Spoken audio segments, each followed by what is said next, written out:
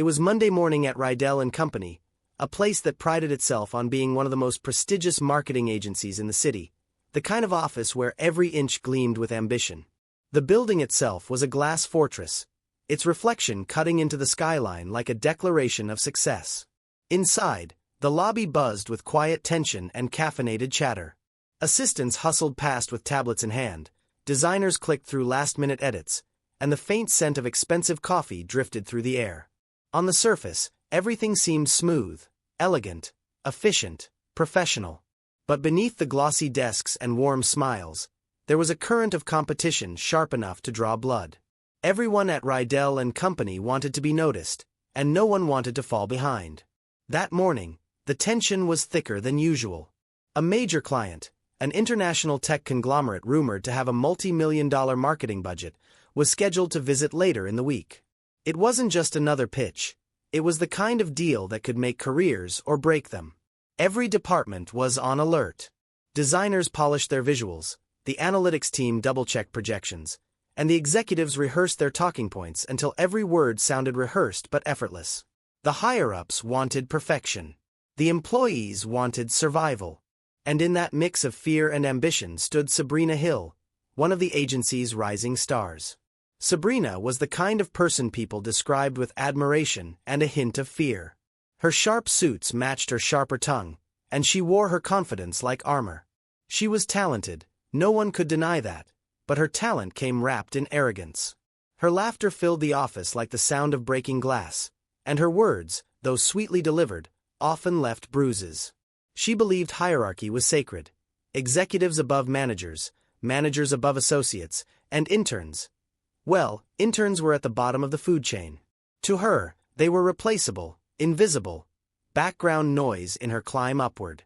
That morning, HR had gathered everyone for a brief introduction.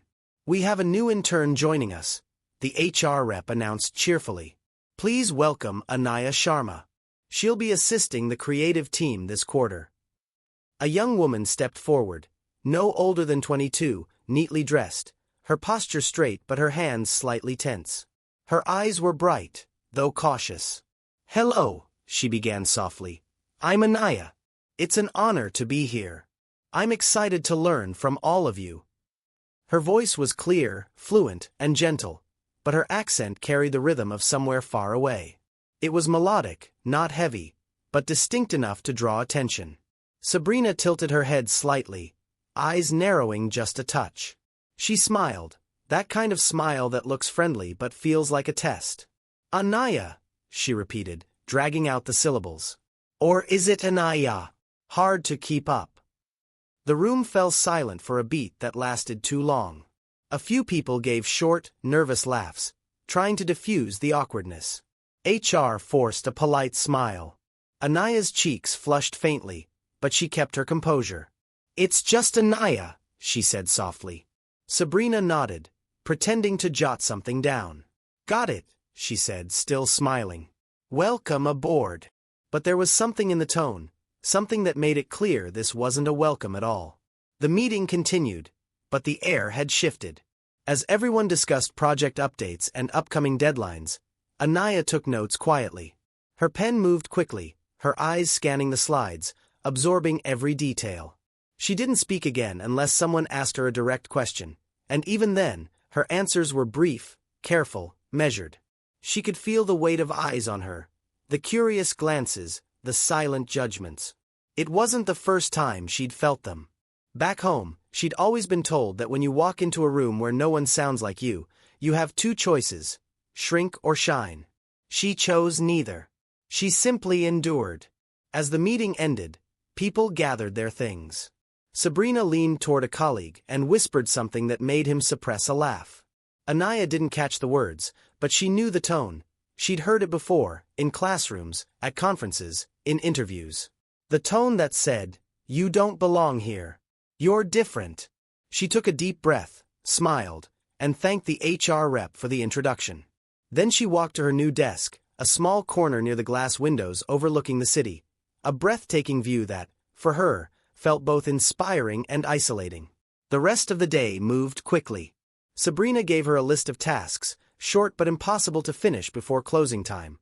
updating campaign notes, sorting through datasheets, and proofreading slides that were already spotless. "Consider it a test," Sabrina said with a sweet grin. "Let's see how detail-oriented you are." Anaya nodded. No protest, no hesitation. She stayed quiet, worked carefully, and didn't leave her desk until the office lights dimmed.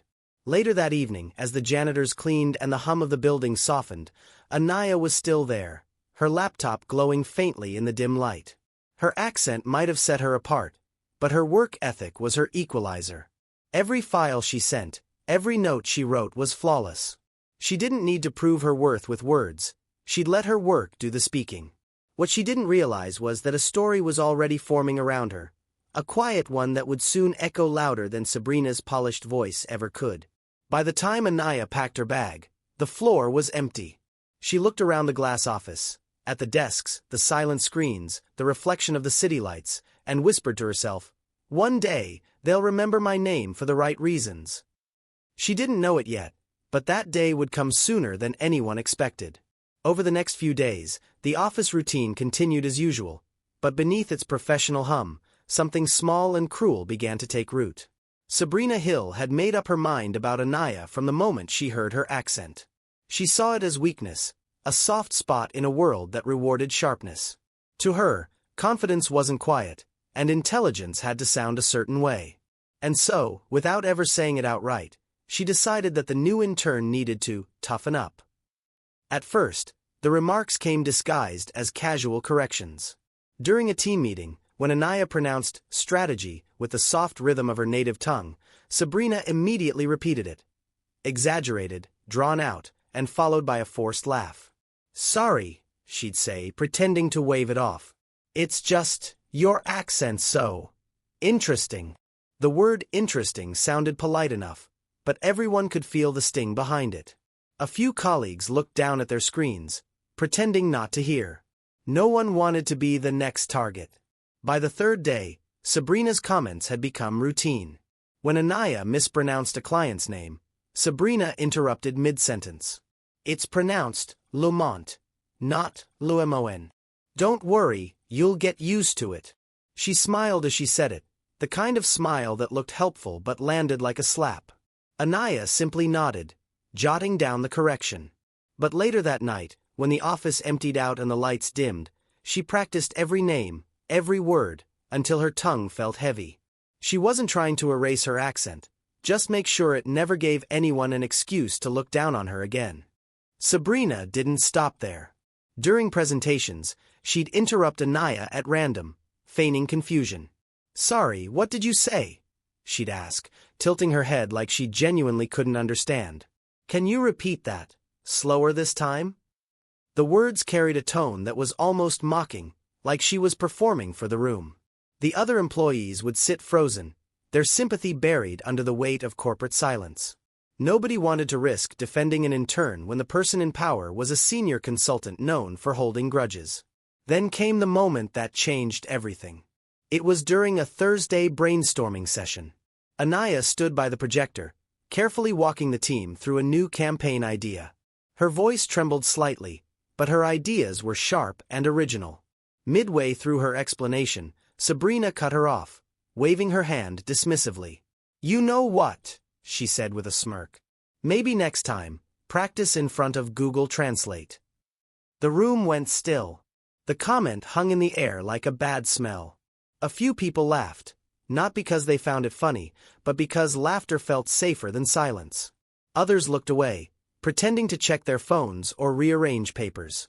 Anaya's hand froze on the clicker. For a moment, she said nothing. Then she smiled, that small, calm smile that came from somewhere deep, the kind that wasn't about forgiveness but survival. "Thank you for the feedback," she said softly. "I'll keep that in mind."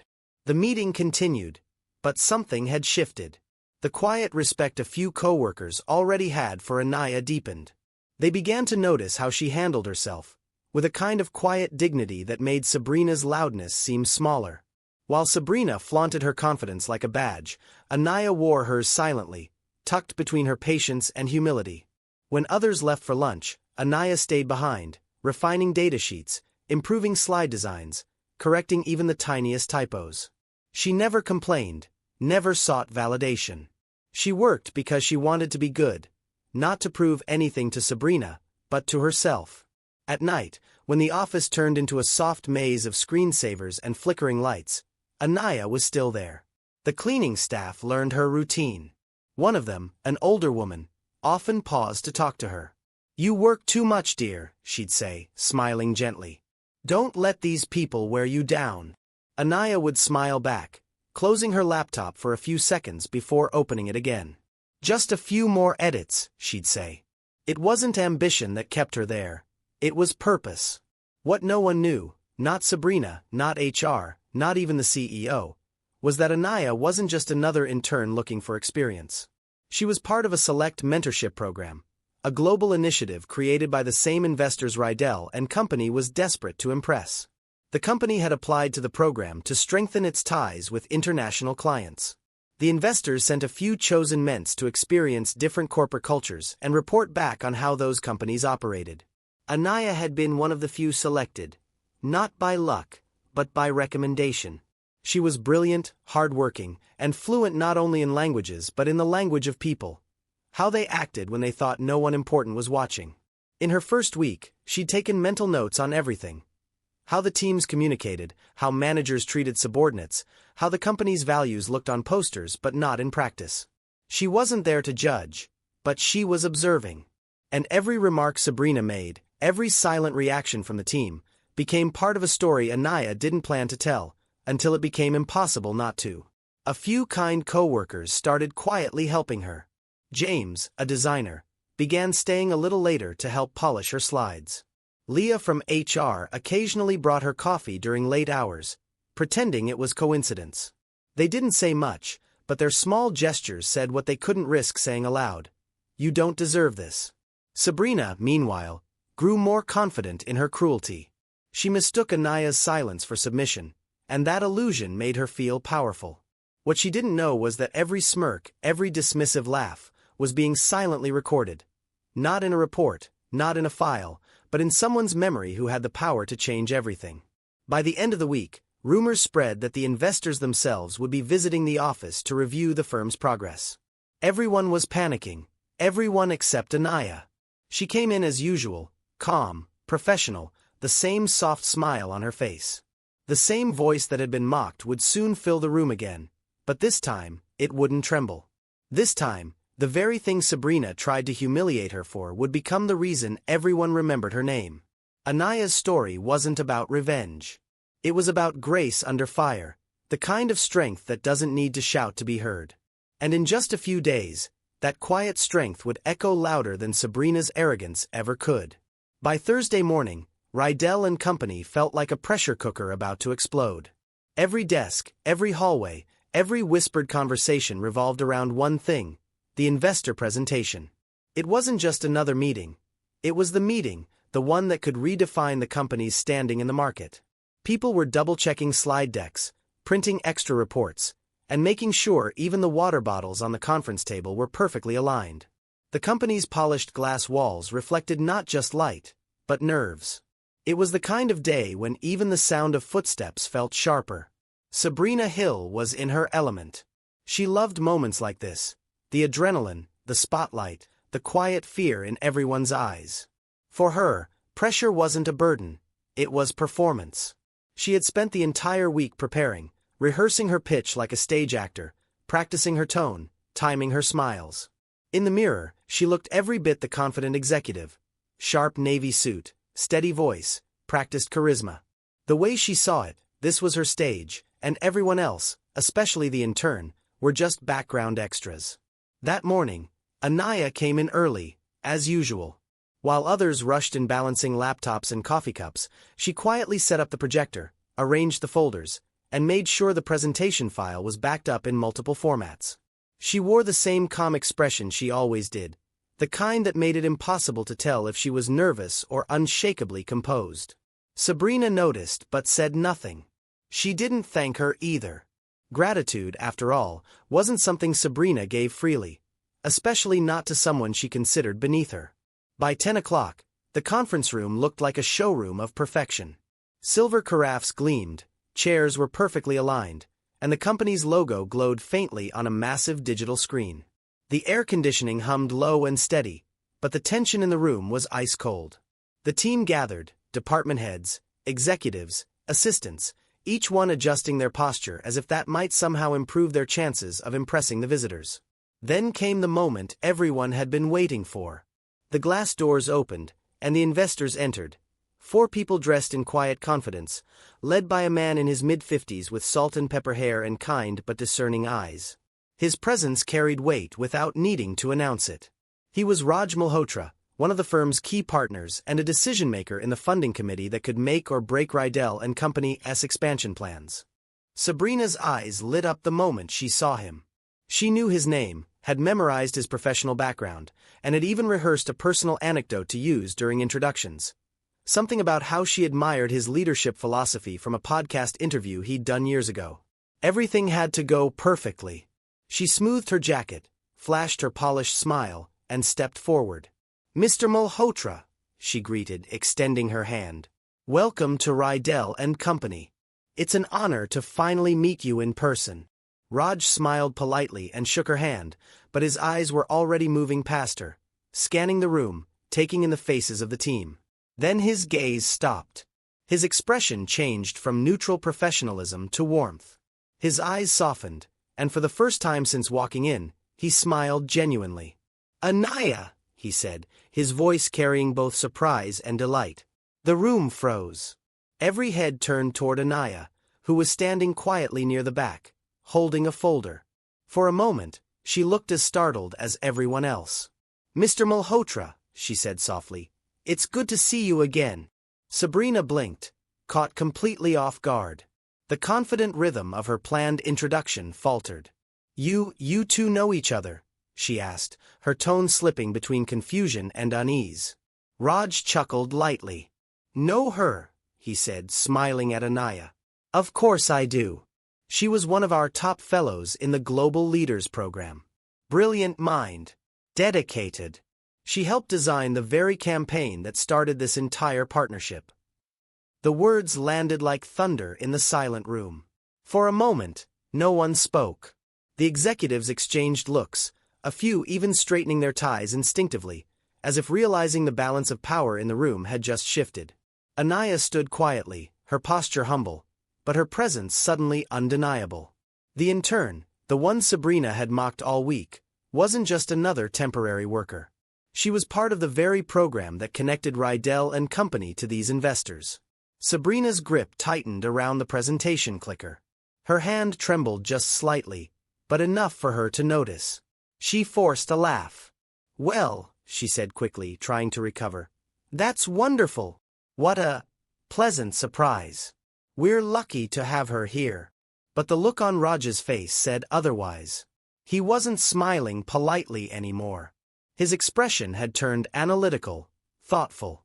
He noticed things, small things, like the way Sabrina avoided Anaya's eyes, the tension in the air, the sudden shift in everyone's body language.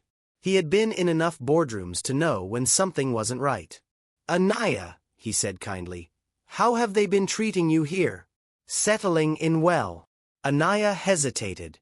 Her instinct was to protect, not expose. She smiled lightly. "It's been educational," she replied. It was an honest answer, even if it wasn't complete.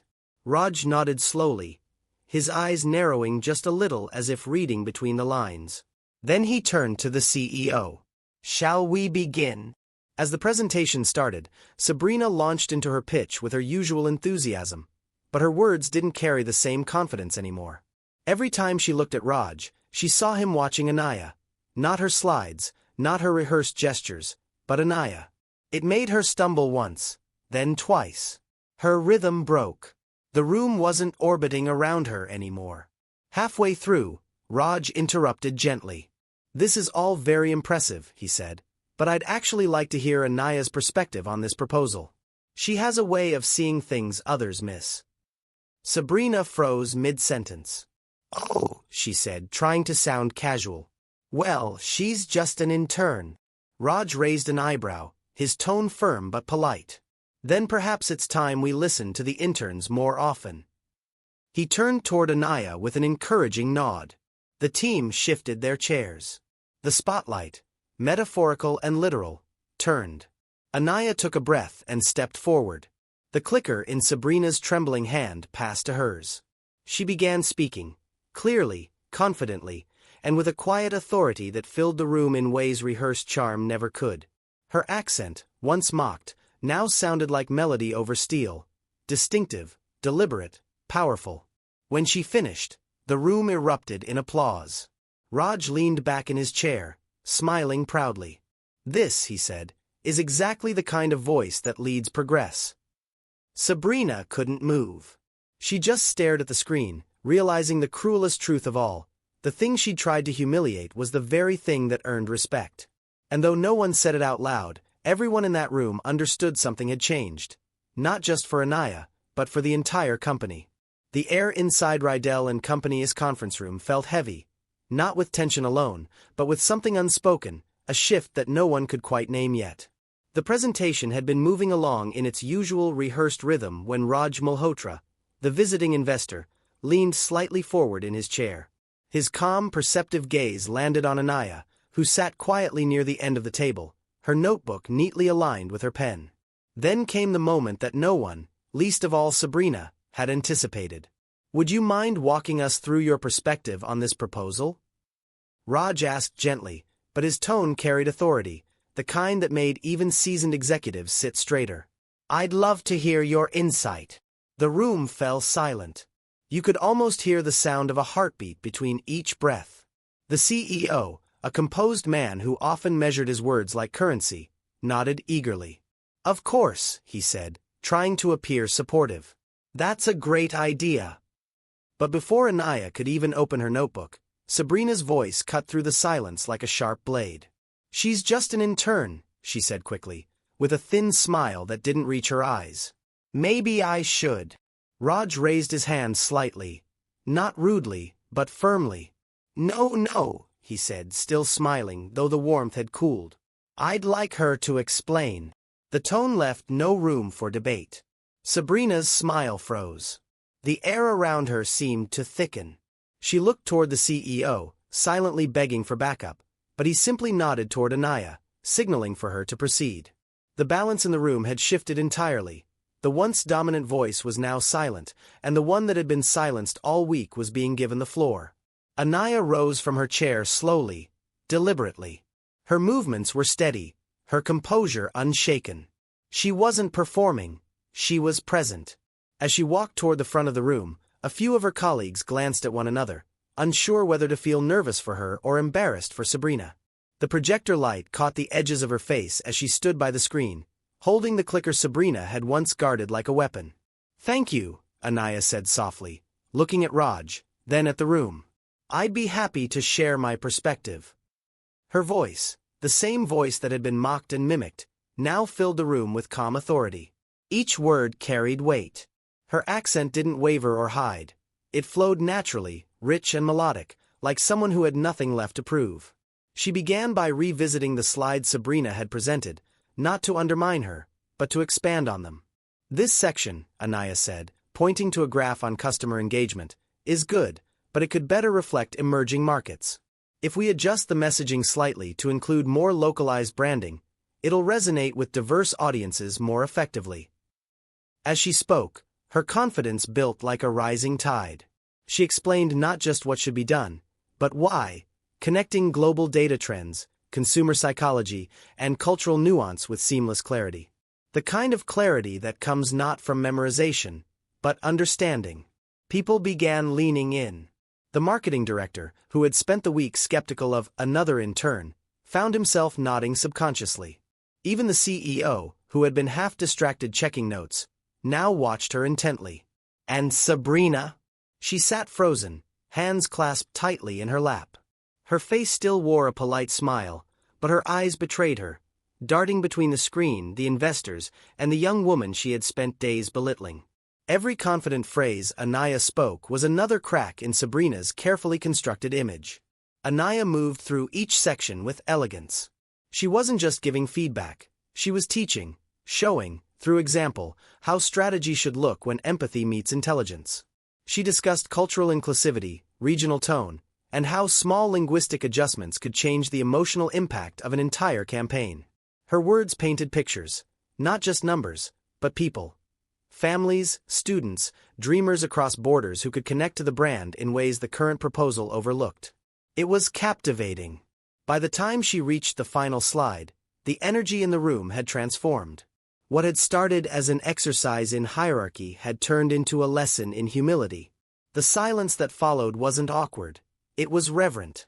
Everyone in the room felt what had just happened, even if no one said it aloud. Anaya took a breath, clicked the remote to the closing slide, and said, "That's all I had to share. Thank you for letting me contribute." For a heartbeat, nothing. And then, applause. Not the polite kind that follows every meeting. This was different, genuine, unforced, warm.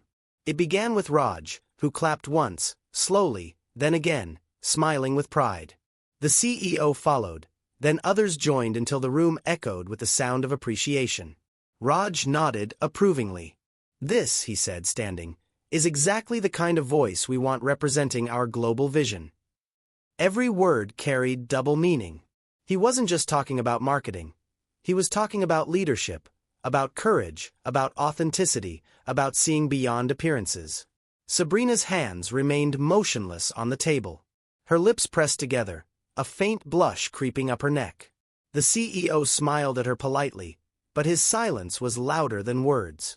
Everyone could feel it, the unspoken reprimand, the quiet acknowledgement that what had just unfolded was more powerful than any report or portfolio could capture. Raj turned toward Anaya again.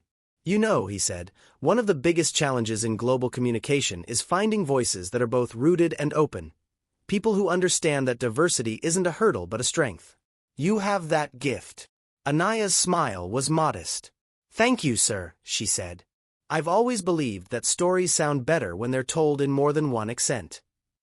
A ripple of soft laughter spread across the room. The tension had dissolved. As the meeting wrapped up, Raj exchanged a few quiet words with the CEO, something about leadership potential, mentorship opportunities, and a possible new project for Anaya. The other investors nodded in agreement. Meanwhile, Sabrina gathered her papers mechanically, her mind replaying every moment from the week, every smirk, every joke, every time she thought she was the smartest person in the room. She glanced up once, just in time to see Anaya and Raj speaking near the door. They were smiling, not boastfully, just warmly, naturally. In that moment, Sabrina realized something she'd never admit aloud. The power she'd once used to diminish others could never compete with the quiet strength of authenticity. The applause still echoed faintly in her ears as the last line from Raj lingered in the air like a closing curtain. "Sometimes," he said, "the people we underestimate are the very ones we came here to find." The meeting had ended, but the echo of it lingered like an aftershock. Papers rustled, chairs scraped, and the steady hum of chatter began to return to the conference room. But something was different. The energy had shifted. Everyone knew it. The balance of power that had always tilted in Sabrina's favor now rested elsewhere. Quiet, composed, and wearing a modest smile. The investors stood, exchanging handshakes with the executive team. Laughter filled the air, the diplomatic, careful kind that follows a victory everyone wants to claim credit for. "Excellent presentation," Raj said to the CEO. "You've got potential here, real potential." His gaze flicked briefly toward Anaya, and the CEO followed it, nodding quickly. Yes, she's exceptional." He stumbled slightly over the word, as though he'd only just realized its truth. Raj smiled faintly, not saying more. The deal was done. The multimillion-dollar partnership was secured, and everyone wanted to believe they'd played a part in it. Yet, deep down, the team knew the real turning point hadn't come from charts or slides. It had come when the intern spoke. As the investors began gathering their files, Sabrina sat still for a moment, her pulse thrumming beneath her skin. Her mind raced through excuses, through plans, how to spin this, how to reclaim her footing. She had always been good at saving face, at turning setbacks into stories where she still emerged on top. So, she took a breath, straightened her blazer, and walked toward Anaya. Her heels clicked sharply on the marble floor, a sound that usually drew attention, but now it felt out of place, too loud, too forced. She stopped just a few steps away from the younger woman, who was tucking her notes neatly back into a folder. "You did great," Sabrina said, the words catching awkwardly in her throat. She tried to smile, but it looked strained, brittle. "Really? Impressive work." Anaya turned slowly, her expression calm and unreadable. "Thank you, Ms. Hill," she said politely, her tone steady, not cold but distant. There was no trace of resentment, no trace of triumph either. Just composure. The kind that comes from knowing you no longer have to prove yourself. For a fleeting second, Sabrina almost said something more. An apology, maybe, or an explanation she hadn't yet found the courage to form. But before she could, a familiar voice broke through the room. "Anaya!" Raj called out, standing near the doorway, his leather briefcase in hand. The conversation around them died instantly. "Before I forget," he continued, "I'd like you to join our global division next month. You'll be working directly with me." It took a moment for the words to sink in. Then, silence. Every eye in the room turned toward Anaya. Even the hum of the air conditioning seemed to fade. Sabrina's heart dropped. Her breath caught mid-inhale. Raj smiled as though he'd just offered something completely natural, as if inviting an intern to join the executive leadership team was the most ordinary thing in the world. "Your perspective is invaluable," he added. "And frankly, we need more voices like yours shaping the narrative of our campaigns. You have an instinct most people spend years trying to develop." Anaya blinked, surprised but not overwhelmed. "Thank you, sir," she said softly. "That means a lot." "I'll have my assistant coordinate the details," Raj continued. "Expect an official offer by Monday. We'll be flying you out to the London office by next month." The murmurs started then, low, incredulous, like ripples spreading across still water. "London office," someone whispered. "She's being transferred to the partners division," another asked. The room filled with half-suppressed astonishment. Sabrina's hand, still clutching her coffee cup, trembled slightly. She set it down before anyone could notice. Her mind replayed the week in flashes, the jokes, the smirks, the mocking tone she had used so casually. She had told herself it was harmless office banter, that she was just keeping the intern in her place. But now, with every memory, her stomach turned heavier. The CEO stepped forward, his tone suddenly warm and performative. "That's fantastic news, Anaya. Truly well-deserved. We're proud to have you on our team, even if just for a little longer." There was polite laughter, the kind that fills space when no one knows what else to say. Sabrina forced herself to join in, but her voice cracked mid-laugh. Later that afternoon, HR sent out an internal announcement. The subject line read, "Staff Update, Internship Transition." The email was short, but it made its way across every department within minutes. "We are pleased to announce that Anaya Singh will be transitioning to our partner firm's global division effective next month. Her contributions to the recent investor presentation played a vital role in securing the Rydell and Company contract. Please join us in congratulating her on this incredible opportunity." People read the message at their desks, exchanging looks over their monitors.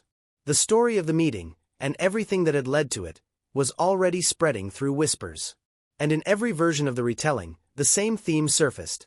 The intern who had been mocked for her accent had become the star of the firm's biggest deal. Sabrina avoided eye contact all afternoon. The sound of her own laughter, once sharp and constant, echoing across the office, was nowhere to be heard. She kept her head down, replying to emails she didn't need to send, avoiding every conversation that mentioned the meeting. In the break room, two associates whispered about how poised Anaya had been. "You could tell she wasn't just some random intern," one said. "She had that kind of quiet confidence, like she knew who she was." "Yeah," the other replied. Sabrina picked the wrong person to mess with. Sabrina walked past them without a word, pretending not to hear. At 5, when most people began packing up, she lingered at her desk, staring at her reflection in the black screen of her laptop. For the first time, her own office felt smaller. The glass walls that once gave her power now felt like they were made to expose her. She thought of Anaya's voice, the same one she had mocked, steady and sure as it commanded a room full of executives. It wasn't just the accent. It was the truth behind it. When the lights dimmed and the office emptied, Sabrina gathered her things quietly. As she stepped out into the hallway, she passed the framed company slogan near the exit, "Our people are our greatest strength." For the first time, she realized she had never truly understood what that meant. Anaya, on the other hand, spent that evening packing up her desk. Not because she'd been dismissed, but because her story was just beginning. The following week, the halls of Rydell and Company felt different. The same glass walls that once reflected polished ambition now seemed to mirror something else: reflection, perhaps even humility. People spoke softer. Meetings started with politeness instead of posturing. There was no announcement of change at first, no big speech. But you could feel it, like the shift in air before a storm breaks. Something had changed, and everyone knew why. The CEO had taken quiet note of everything that happened during the investor visit. He'd replayed that meeting in his mind more than once: Raja's calm authority, Anaya's quiet power, Sabrina's forced composure. He knew his company had nearly lost more than a deal that day. They had almost lost their values. So, on Monday morning, an internal memo went out. Subject: Introducing Rydell and Company's new initiative, Respect in Communication. It wasn't one of those optional HR seminars that people click through just to earn a completion badge. It was something bigger, something personal. The CEO made it clear that this wasn't a one-time workshop, but a new standard, built into the very DNA of the company.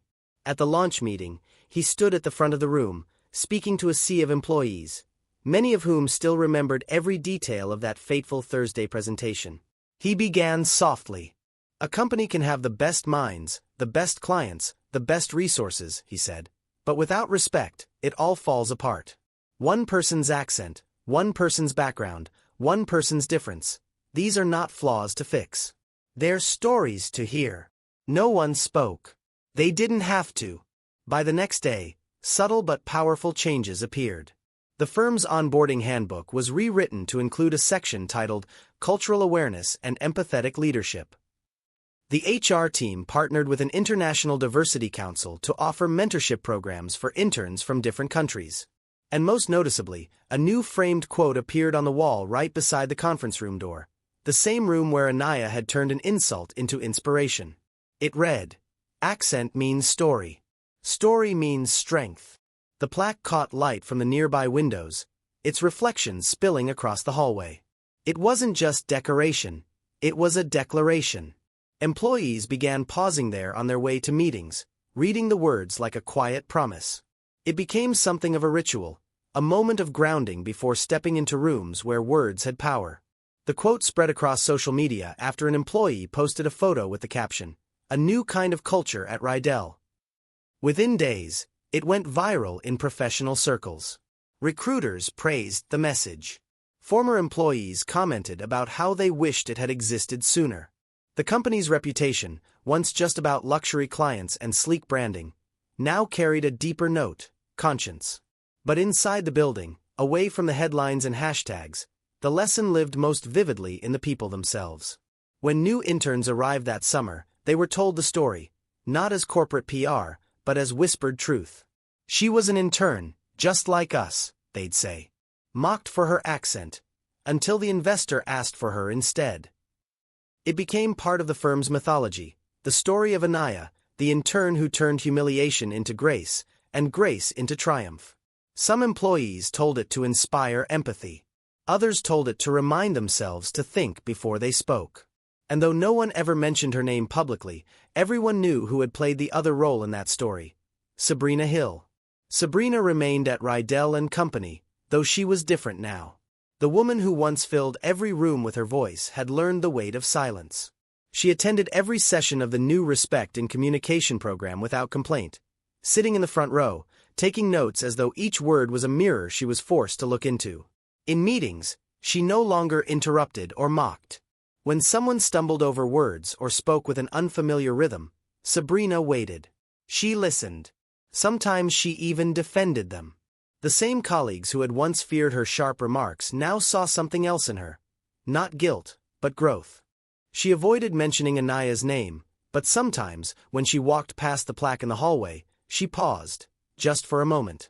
The engraved words seemed to follow her. Accent means story. Story means strength.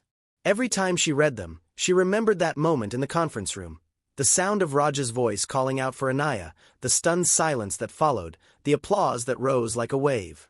And most of all, she remembered the look on Anaya's face. Calm, unbothered, dignified. It haunted her, but it also changed her. Months passed, and life at Rydell moved on. New projects came in, new faces joined the team. But Anaya's story never faded. It was retold not as gossip, but as culture. The lesson became a living part of the firm, a quiet current that ran beneath its polished surface. Sometimes, on late evenings when the office lights dimmed, Sabrina would glance out the window and think about how close she'd come to missing that lesson entirely. She had once believed that success meant being the loudest voice in the room. Now she knew better. Respect wasn't about hierarchy. It wasn't about confidence or accent or fluency. It was about recognition. Seeing someone's worth before the world demanded it. And so, as Rydell and Company grew, expanding into new regions and cultures, that framed quote became its quiet compass. Employees from around the world sent photos of their own plaques, placed in offices from London to Singapore. The same message, translated but unaltered in meaning, reminding everyone who entered those glass-walled rooms that strength doesn't always shout. Sometimes, it simply speaks, differently. By the time the firm's next anniversary rolled around, the CEO made a short speech. He didn't talk about profits or milestones. He talked about people. He looked out at the audience and said, "If you ever wonder what defines us, remember her story. Remember how a single moment of kindness could have changed everything sooner. And remember what happens when we choose to listen instead of laugh." The applause that followed wasn't thunderous. It didn't need to be. It was steady, sincere, and filled with understanding. And as the crowd dispersed, Sabrina lingered near the doorway, looking once more at the quote she'd passed 100 times before. For the first time, she didn't just read it, she believed it. Because in the end, Rydell and Company didn't change because of policies or plaques. It changed because one young woman had the courage to stay graceful in the face of cruelty, and because the world had finally learned to listen.